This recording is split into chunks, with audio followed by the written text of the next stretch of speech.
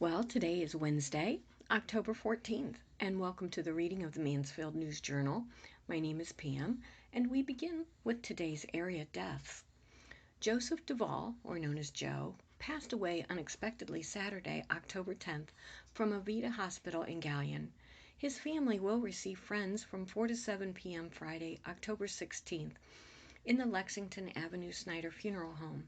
A Mass of Christian burial will be celebrated beginning at 10 a.m. Saturday, October 17th, in Resurrection Parish. Robert W. Hoffman, known as Bob, 59, of Mansfield, passed away on Friday, October 9th, at Ohio Health Riverside Methodist Hospital in Columbus. A gathering of family and friends will be held Saturday, October 17th, from 2 to 5 p.m. at the Diamond Street home of Wapner Funeral Directors. The memorial service will follow at 5 p.m. Teresa Smith, known as Babe, of Mansfield, passed away at the age of 99 on Sunday, October the 11th, at Wedgwood Estates Assisted Living. A private graveside service will be held for the family in Mansfield Memorial Park. A gathering of family and friends will be held Saturday, October 17th, from 2 to 5 p.m. at the Diamond Street home of Wapner Funeral Directors. The memorial service will follow at 5 p.m. And this concludes the reading of the area deaths for Wednesday. So let's begin our first article. Cop shown on video dragging a juvenile, by Monroe Trombley. A Mansfield police officer was captured on video Monday dragging a handcuffed 17-year-old black juvenile in a parking lot. The juvenile had been handcuffed after he approached two officers who were attempting to place a man into a cruiser and was tackled from behind by another officer. Before being tackled, the officer can be heard on the video, shot by a bystander, telling the juvenile to stay on one side of 4th Street.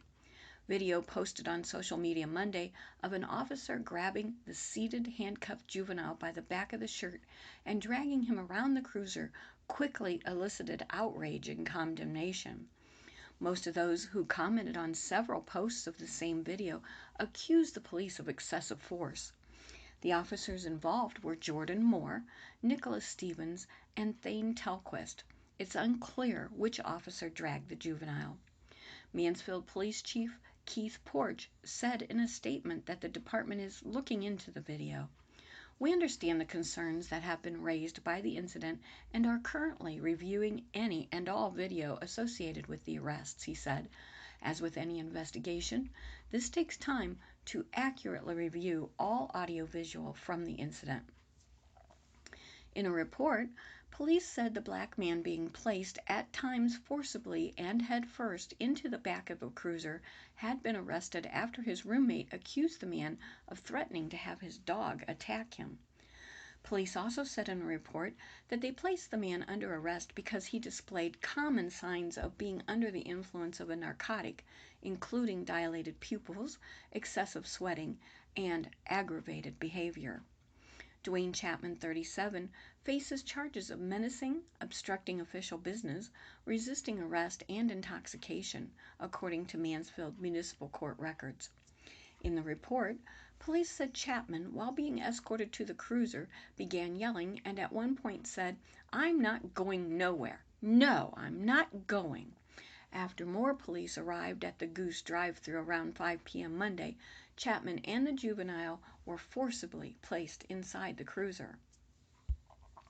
While the juvenile is not identified in the police report, Chapman can be heard in the video referring to the youth as his son. Chapman was eventually taken to Richland County Jail, served a summons, and released Monday night, according to the report. The juvenile was arrested, issued a summons, and released to his mother at the scene, according to Safety Service Director Lori Cope. Police then turned to the man filming the interaction, who can be heard using profanity towards the officers throughout the video. "Your phone is going to come with us because that's evidence," one officer says. "You filmed the whole thing, the whole crime, the whole obstructing." The man initially refused, saying he's underage, but agreed to hand over the phone once he called his mother. "Nope, that's not how it works," an officer said in reply. "I know you think you know how it works, but you don't." The man's phone was seized by police, according to Cope, who said in a text message that even though he was not charged with a crime nor arrested, the recording on his phone was considered evidence. Some who viewed the video have accused police of violating a recently signed code of conduct, which states, among other things, that officers will not use force on persons who are handcuffed or restrained unless it is objectively reasonable and necessary under the circumstances. As for members of the community, the code states that they should conduct themselves in a respectful manner towards officers, ensure that their hands are always in plain sight, and refrain from excessive movement during interactions. The code was signed by city leaders and the Black-Brown Coalition of Mansfield, which consists of We Act Latino Mansfield, Voices of Change Activism and Leadership, known as VOCAL, and the North End Community Improvement Collaborative, known as NESIC, during a ceremony at Central Park's gazebo on September 28th. Inspired by one adopted 3 years ago in Toledo, the code outlines standards of behavior that police and community members should aspire to when interacting with one another. Chief Porch has previously said that while the code is aspirational only, it represents a majority of the police department's policies and procedures and would supplement the department's diversity training that is completed annually. The video, which includes offensive language, can be viewed online at facebook.com/watch/?V as in Victor equal sign 341673900044 3044. And up next, 5 city firefighters believed to have caught COVID-19 by Monroe Trombley. 5 city firefighters have tested positive or been presumed positive for the disease caused by the novel coronavirus. At least 11 remain in quarantine, though quarantined firefighters are allowed to work at the city's 5 fire stations and go on calls as long as they wear masks and observe social distancing, according to Safety Service Director Lori Cope. Cope said the number of quarantine firefighters fluctuates each day. 9 firefighters were placed in quarantine last week after they came into contact with 2 firefighters who tested positive for COVID-19 after traveling out of state for a hunting trip. 2 others were sent home October 6th after displaying symptoms of the disease. Cope, in a text message, said Fire Chief Steve Strickling has increased safety protocols at the city's fire stations. Courtney Dill, supervisor of public health nursing at Richland Public Health, said that firefighters may work while in quarantine because they are considered essential workers, but must adhere to guidelines recommended by the Center for Disease Control and Prevention. And now, New London receives $85,000 more in CARES Act money by Ellen Simmons. Council voted Monday to offer grants for businesses in the 44851 area code because the village has received $80,000 more in CARES Act money. At a prior meeting, members decided to distribute $90,000 from the CARES Act, and a committee was formed to evaluate applications from businesses within the village. 8 applications were submitted. 1 has been approved, and more information is requested from the remaining 7. In other actions, they heard Firelands Ambulance Service went on 52 runs in September and has a replacement levy on the ballot. They learned the Columbia Gas project should be finished in November with 60 services left to replace.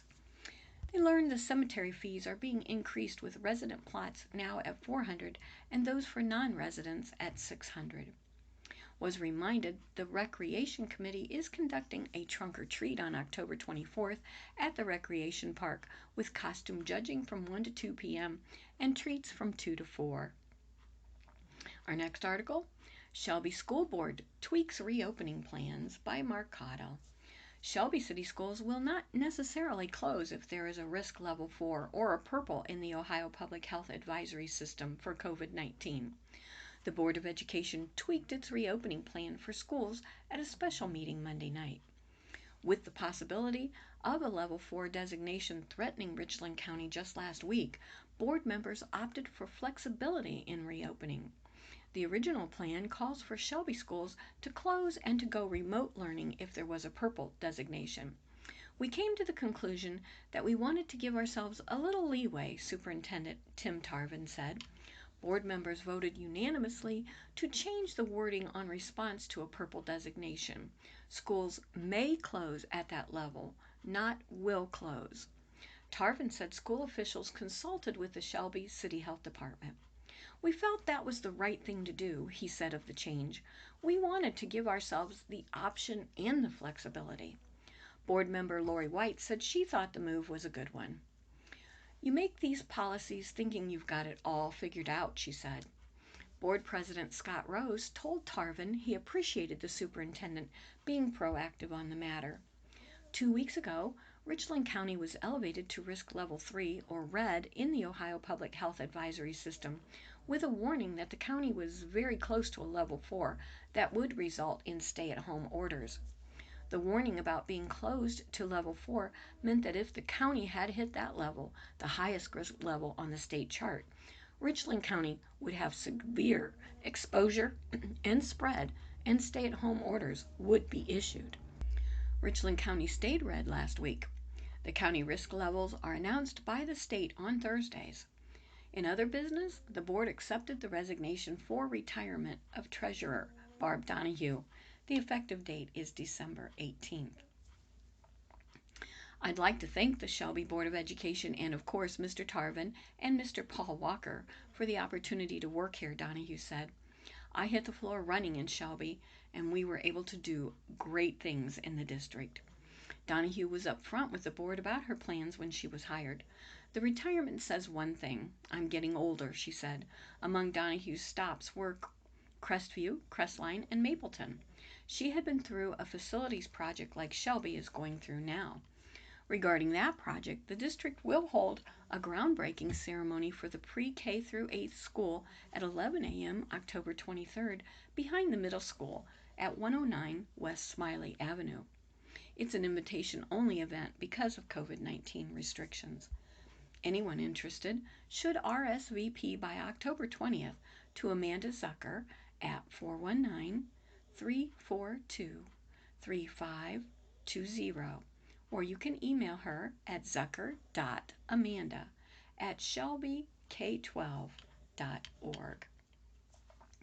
People who cannot attend the groundbreaking ceremony in person can watch the event as it takes place on Facebook Live at facebook.com/ShelbyWhippets. And now, Scholarship honors local native and his late wife by Mark Cottle. Shelby native Donald Glower said he's pleased an engineering scholarship in his name at Ohio State University will go on forever. He's just as happy that his late wife's name is now also on the scholarship. Glower, 94, was the dean of OSU's College of Engineering from 1976 to 1990 and vice president of University Communications and Development from 90 to 92. On December 6, 1991, the Board of Trustees at Ohio State established the Donald G. Glower Merit Scholarship Fund with gifts to the university's development fund from friends, colleagues, and his former students. The annual distribution shall be used to provide one or more full tuition and fees undergraduate merit scholarships to students in the College of Engineering, according to a letter from a Board of Trustees meeting on August 27th of this year. The scholarship is open to students from Richland and Crawford counties, where Glower spent his formative years.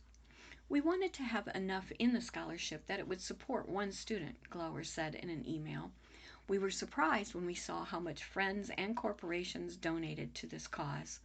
Now we find there is enough to provide an income that will support a new student each year and support students through 4 years. At the August 27th meeting, the Board of Trustees renamed the fund in honor of both Donald and his wife Betty, who passed away in April of heart failure. The Glowers were married for 66 years. She was a very bright lady, Glower said. She and I were a team. Glower, who now lives in Destin, Florida, said his wife sacrificed for their 4 children. When we were first married, she was going to be a business major, he said. Instead, Betty dropped out of school to start raising their family. Betty did something right. The Glowers have two sons, one a surgeon at Duke University, the other a professor at North Dakota State. Both of their daughters earned a PhD. Betty sacrificed her career, but she educated 4 people who are making a difference in society, Glower said. I should have had my wife's name on there, he added of the scholarship. She was very, very active in the women's program at Ohio State. Glower also loved Ohio State. It was a good career, he said. Glower noted he was born in Shelby and attended a one-room schoolhouse for his first 5 years of education. From grade 6 on, he went to school in Tiro in Crawford County while living on his dad's farm. I was a farm boy, Glower said. He later earned his PhD at Iowa State University. Our next article, donate blood to help fight breast cancer. During Breast Cancer Awareness Month, the American Red Cross urges eligible donors to provide hope and healing to patients fighting cancer by giving blood or platelets. In appreciation, people who donate between October 15th and November 11th will receive a $5 Amazon.com gift card via email, courtesy of Suburban Propane. Also, people who give during October can win one of 5 $1,000 Amazon gift cards. Donors should make appointments by downloading the Red Cross Blood Donor app, visiting redcrossblood.org, or calling 1-800-RED-CROSS. That's 1-800-733-2767. Or enabling the blood donor skill on any Alexa Echo device. There are several blood drives scheduled for this month in Richland County, including one 10 a.m. to 3 p.m. Friday at the Mansfield YMCA, and another from 10 a.m. to 3 p.m. Saturday in memory of Sandy Barras at 417 Sturgis Avenue. Other blood drives are scheduled for October 18th, October 21st, October 22nd, and October 28th. An Ashland native treks 3,100 miles through the Continental Divide by Avery Fitzgerald. The Continental Divide Trail is known for scenic views and complex hiking for those looking for a challenge, such as Marianne Lang, an Ashland native who completed the trail on September 20th. The trail stretches 3,100 miles, beginning at the Mexican border and ending at the border of Canada, which covers New Mexico, Colorado, Wyoming, Idaho, and Montana. On average, it takes a hiker about 6 months to complete the full trail, according to the Continental Divide Trail official site. Lang began her journey on April 29th and was able to complete the trail in 4 months and 23 days. I've hiked the whole trail before in 3 sections. Never a through hike, Lang said. The trail is more challenging and it has less towns. It's a long haul. Some days required her to do 5,000 to 7,000 feet of climbing. Other days there were weather conditions that made hiking difficult. At one point, Lang experienced a lightning storm while on the top of Mount Elbert in Colorado, which is the second highest mountain in the lower 48 states. The weather was fine, but when I got to the top, I saw black clouds rolling in really quickly, and I felt this electricity running all through my body, Lang said. She was able to make it safely off the mountain without injury and continued with the hike. Along the way, she was able to get up close and familiar with mountain goats, her favorite wildlife. There were also elk, moose, bighorn sheep, rattlesnakes, black bears, marmots, and grizzly bears, which she had a close encounter with while at Glacier National Park. I loved all of the CDT, even through the desert in Wyoming, Lang said. The scenic views were really the highlights on this trail. Marianne Lang is seen at the Continental Divide Trail at the Canadian border with a photo that was submitted. Reached the end. CDC was not the first through hike experience for Lang. In the past, she has completed Pacific Crest Trail, or the PCT, the Arizona Trail, Grand Enchantment Trail, Haydock Trail, and the Idaho Centennial Trail. Lang went by the trail name Wyoming, which was where she lived for 20 years off and on during her through hike experience. She picked up this name courtesy of other hikers during a through hike of the PCT in 2010, a 2,653-mile trek. There are people on the trail that left an impact, Lang said. They held trail names like Princess, Saul, Moonshine, and Alpha Dog. All of the hikers had a common goal: to reach the end. Every 5 days or so, Lang would travel into the nearest town to collect more supplies for her camping experience, including food. She said she often made meals that were more appetizing than others, incorporating meat and vegetables into her diet. I would cook a hot meal with rice and onion soup mix, sausage, gravy mix, onion, and broccoli. I was pretty gourmet, Lang said. These other hikers would cold soak ramen and just eat that. Her pack totaled around 35 to 40 pounds, carrying a week's worth of food and all her camping essentials. Lang said trips like this often require a lot of planning and hard work, but the rewards are what make the experience worthwhile. While her parents, Gary and Linda Lang, are in Ashland, Mary continues her plans to adventure through the states, looking for her next adventure. She hopes to hike the Great Divide Trail next summer and travel to the trails near the Grand Canyon sometime in the future. And now, a Shelby teen appeals for a homecoming dance by Mark Cottle. Kelsey Weaver made another appeal for a homecoming dance for Shelby students. Weaver, a senior at Shelby and vice president of student council, took her case to Shelby's school board last week. She was back Tuesday to talk to the Shelby City Health Department at the group's regular meeting. Shelby and most other school districts have not scheduled homecoming dances because of the COVID-19 pandemic. The situation has been worsening in Richland County. Last week, Richland County was elevated to risk level 3 or red in the Ohio Public Health Advisory System for COVID-19, with a warning that the county is very close to a level 4 purple that would result in stay-at-home orders.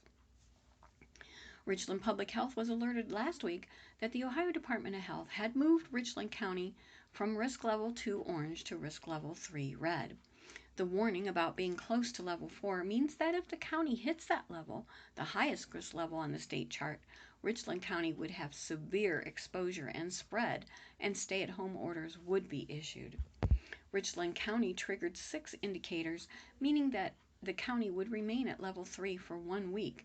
If 6 or 7 indicators are also triggered this week, the county would move to level 4.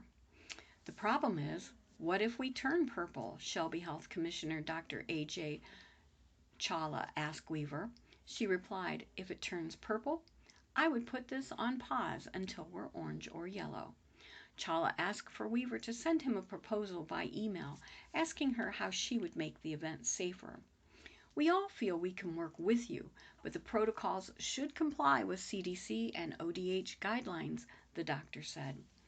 Weaver said she has been in contact with the Shelby Country Club and various churches about serving as possible venues for the homecoming dance. Chawla suggested an outdoor venue. An open area is safer, not safe, but safer, he said. Weaver said the students would wear masks and have their temperatures taken. She also mentioned offering bottled drinks instead of a punch bowl. We would follow all the protocols that you give us, she said. At last week's school board meeting, Weaver suggested limiting the homecoming dance to seniors and their dates. She told the health department that there are 157 seniors in the class of 2021. Weaver planned to survey the seniors to see how many are dating other seniors. If you have even 200 people multiplied by 6 feet for social distancing, that's 1,200 feet, Chawla said, of what a possible venue would need. We want to work as a team. Certainly, your concerns are welcome, Chawla told Weaver. It's not a yes or a no. We're here to follow the guidelines. It's not a personal decision. In her presentation, Weaver pointed out the district was able to find a creative way to hold a graduation ceremony. She added there have been no COVID-19 cases in the high school so far this year. The health department has been in constant touch with your schools to open them and be safe, Chawla said. The reason you don't have any cases is you are doing what we had planned.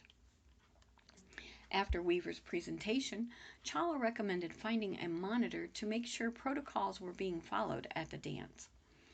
Health department members then discussed Shelby's numbers in the pandemic. There were 8 cases in August and September, along with 3 so far in October. We have a sprinkling. There's no one space with a cluster, Chawla said. It means we don't we don't have a hot spot. Schools has not been a hot spot. Shelby did see its first COVID-related death recently. In local news briefs, fall means increases in collisions between deers and vehicles. Last year, Richland County was second among Ohio's 88 counties for deer vehicle crashes with 510. The Ohio Department of Public Safety, or ODPS, and the Ohio Highway Patrol warned the risk of colliding with deer increases in October, partly due to the fact that October through December is peak deer mating season in the Buckeye State. According to ODPS, 19,375 deer vehicle crashes were reported statewide last year, an increase of 1,066 over the deer crashes from 2018. 4 deaths and 885 injuries were caused by Ohio deer vehicle crashes in 2019. Nearly 23% of the crashes occurred in November. Motorists are urged to pay attention to deer crossing signs and use extreme caution, especially between the hours of 5 and 8 a.m. and 6 and 9 p.m. If one deer is spotted, slow down because deer typically travel in groups. OHP authorities urge drivers not to swerve. Colliding with a deer is generally less hazardous than veering into opposite traffic or losing control and running off the road. High beam lights should be used after dark when there's no opposing traffic. Do not rely on deer avoidance devices and always wear a seatbelt. If a driver hits a deer, they should report the collision to a local law enforcement agency within 24 hours. Virtual series is offered to teach fall food preservation. Gardeners and other lovers of fresh produce are often interested in extending the season's bounty by preserving fruits and vegetables and meats at home. Ohio State University Extension Family and Consumer Sciences teach the basics of home canning and preservation through a virtual series called Food Preservation Office Hours. These online classes emphasize the science behind preservation so that everyone who preserves fruits, vegetables, and meats understand why certain procedures must be followed precisely to ensure a high-quality, safe product that they and their families can enjoy. All online classes are free of charge and are on Tuesday afternoons from 4 to 5 p.m. Topics include canning soup on October 20th, canning meat, poultry, and other game on October 27th, making jerky on November 3rd, and making sauerkraut on November 10th. To register for these free programs at go.osu.edu/Fall 2020 Food Preservation Series. Those with questions can contact Judy Villard Overocker, OSU Extension, at 419-747-8755. And this concludes the reading of the Mansfield News Journal for Wednesday, October the 14th. Stay safe until we meet here again. Be blessed and do what you can do to make today a really great day.